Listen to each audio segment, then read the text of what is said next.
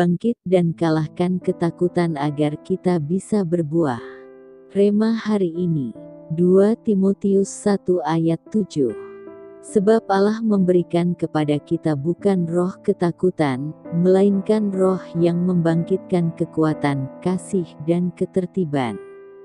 Salah satu nasihat pakar kesehatan yang sering kita dengar saat ini adalah supaya kita menghindari stres.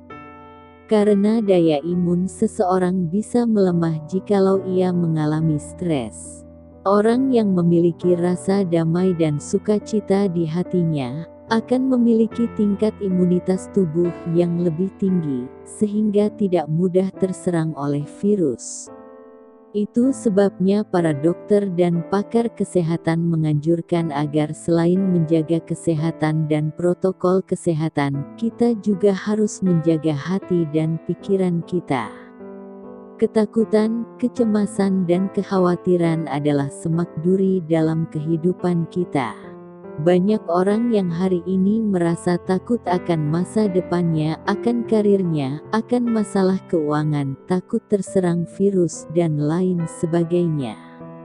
Meskipun firman Tuhan berkata bahwa kekhawatiran tidak akan menambah satu hasta pun dalam hidup kita, tetapi tanpa kita sadari perasaan takut itu mulai tumbuh dalam hati kita.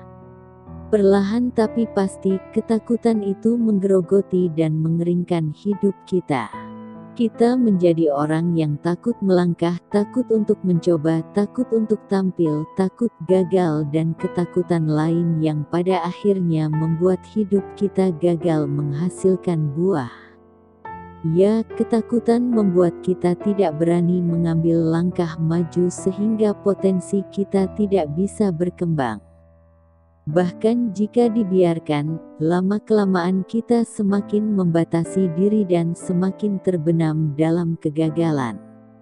Inilah mengapa ketakutan dan kekhawatiran disebut sebagai semak duri yang menghimpit pertumbuhan kita, mencekik dan mematikan kemampuan kita yang sebenarnya. Jika kita tidak segera bangkit dan mengalahkan ketakutan kita, maka ketakutan itu akan semakin berkembang dan mengalahkan kita.